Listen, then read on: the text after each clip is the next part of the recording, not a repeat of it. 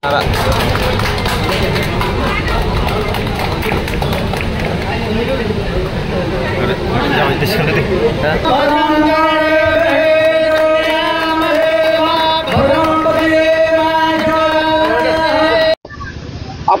ওদালগুৰি জিলাৰ এইটো মই কোৱা কথা নহয় দেই, এইটো আপোনাৰ প্ৰেক্টিকেল।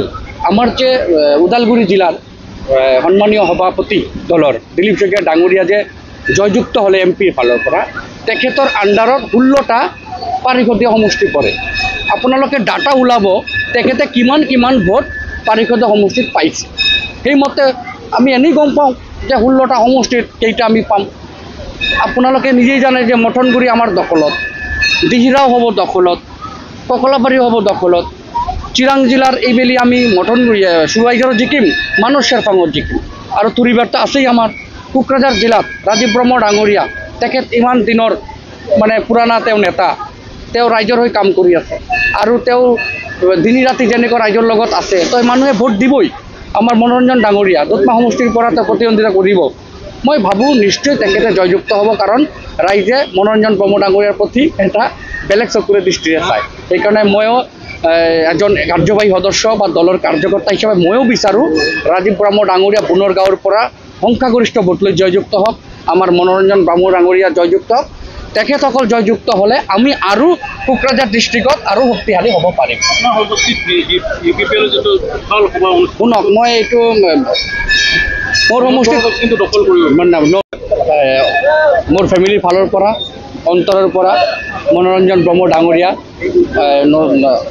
অতি আমাৰ মৰমৰ দাদা, আৰু তেখেতৰ পৰিয়ালে সহযোগ কৰি পেলাই আজি যি দুধমা সমষ্টিৰ অন্তৰ্গত শ্বেৰফাংগুৰিত যে ইমান ডাঙৰ এখন মন্দিৰ ৰাইজক মানে উপহাৰ দিলে, মই আজি ইয়াতে উপস্থিত হৈ আৰু আজি উদ্বোধনীৰ সময়ত তেখেতৰ লগত সংগ দি মই নিজকে বহুত গৰ্ব অনুভৱ কৰিছোঁ আৰু বিচাৰোঁ যে ভগৱানে তেখেতক আৰু শক্তি দিয়ক।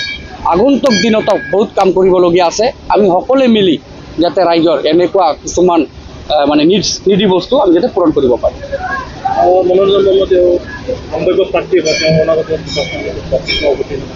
শুনক, আমি এটা কথা জানো যে বৃক্ষ তোমাৰ নাম কি, ফলে পৰিচয়। আজি ইয়াতে প্ৰায় শতাধিক মানুহ ইয়াতে আহিছে, নিজা চকুৰে চাইছে। আৰু মনোৰঞ্জন ব্ৰহ্ম ডাঙৰীয়া ৰাইজৰ লগত যে সদায় আগৰ পৰাই আছে, তেওঁ চৰকাৰৰ লগত থাকক নাথাকক, পলিটিকেলভাৱে থাকক নাথাকক, তেওঁ যে সদায় ৰাইজৰ প্ৰতি সঁহাৰি জনাই আহিছে, ৰাইজক যে তেওঁ অন্তৰৰ পৰা মৰম কৰে, তাৰ ফেমিলিয়ে তেখেতৰ যে মানে গিৰিয়েক আমাৰ ৰিৰাম ব্ৰহ্ম ডাঙৰীয়া নি, আপোনালোকে জানে যে কিমান ছ'চাইটি NGOৰ কাম চলাই আছে, কিমান মানুহক সহায় কৰি আছে। সেইমতে মই ভাবোঁ যে অহা দিনত আমাৰ মনোৰঞ্জন ব্ৰহ্ম ডাঙৰীয়া যি কাম তেখেতে কৰি আছে আৰু যি বৰ্তমানৰ যি মানচিত্ৰ দুধমা সমষ্টিৰ, তেখেতে যথেষ্ট সংখ্যক ভোট লৈ জয়যুক্ত হ'ব।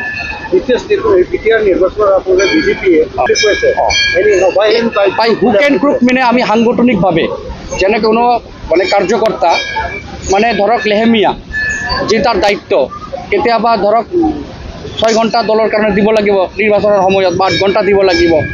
এতিয়া ধৰক কোনোবা কাৰ্যকৰ্তা যদি অলপ লেহেমীয়া কৰে, তেনেহ'লে সেই কাৰ্যকৰ্তাক আৰু বুষ্টেড কৰি আৰু লাগিলে মেন পাৱাৰ কৰাই সাংগঠনিক ভেটি স্থিতি ষ্ট্ৰং কৰি আমি জয়যুক্ত হ'ম।